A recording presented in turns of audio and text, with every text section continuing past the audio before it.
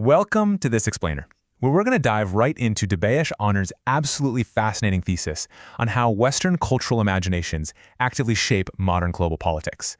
You know, when we think of international relations, we usually picture what? Diplomats in tailored suits, complex treaties, heavily guarded borders, right? But what if the stories we tell, the cultural fantasies we collectively create, are actually just as powerful as any physical treaty? Today we're exploring this really provocative idea through a very specific, deeply misunderstood lens: Tibet.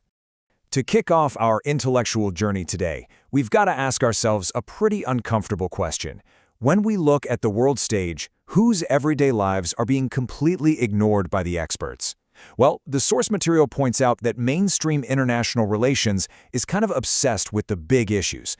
We're talking war, absolute power, and state security. But here's the catch. In the process of focusing exclusively on these massive structural concepts, it literally marginalizes and trivializes the everyday lives of the vast majority of the world's population, especially in the so-called Third World. So here's our quick roadmap for today. We'll start with mainstream IR's blind spot, move right into the Tibet question, explore sovereignty versus suzerainty, take a look at the construct of exotica Tibet, and finally wrap up with the politics of Tibetan identity. Let's get to it. Before we get into the heavy theory, this brilliantly illustrates Tibet's actual geographic reality. Positioned squarely in Asia, Tibet sits directly between major regional powers. Now, despite its massive size and absolutely crucial location between China and India, the author notes that Tibet hardly even figures in international politics literature. When it does pop up, it's usually just some quick footnote to the Cold War, or it's treated as a mere pawn in Sino-Western or Sino-Indian relations. The actual people living there, they're effectively denied their own agency, treated almost like background characters in someone else's movie. Okay, Section 1. Mainstream IR's blind spot. Let's see how established academic frameworks might actually be blinding us. The absolutely crucial point Anand makes here is that traditional international relations is entirely preoccupied with big issues like state order. It essentially treats non-Western regions as pawns.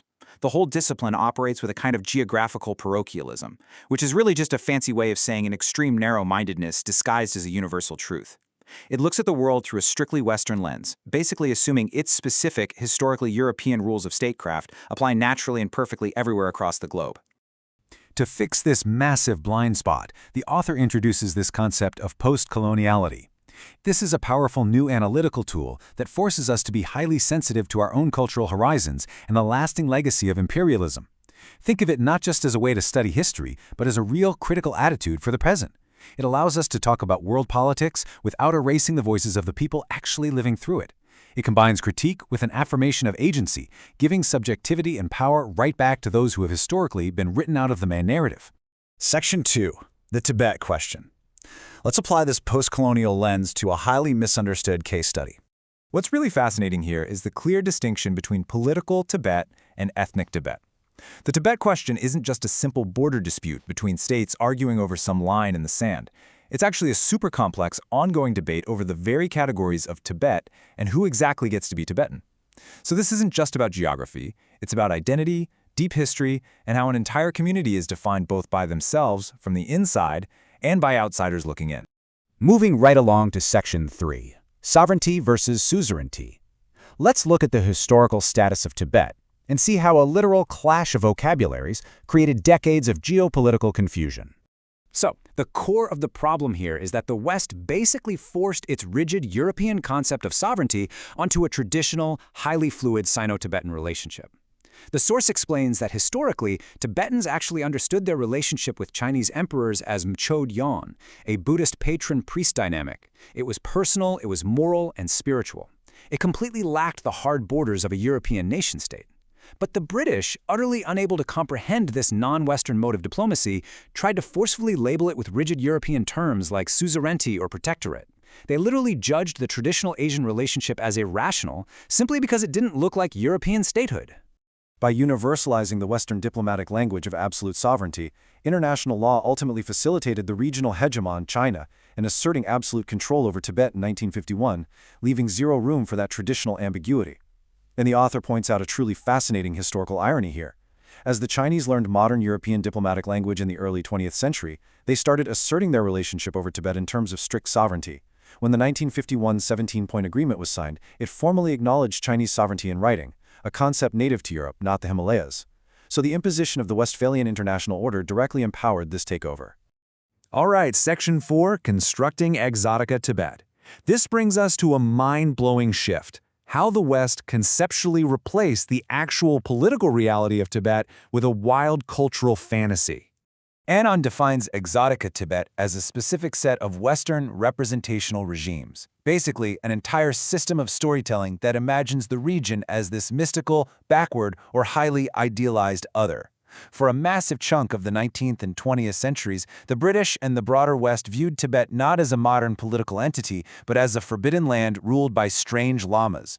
It became this blank canvas for Western fantasies. They projected onto it a Shangri-La of pure religion and ancient wisdom, totally divorced from the complex, messy political reality of the actual people living there. To box Tibet into this romanticized playground, the West deployed a huge volume of rhetorical strategies. Just look at these. They relentlessly stereotyped the culture, aggressively exoticized the religion, and quite literally infantilized the population.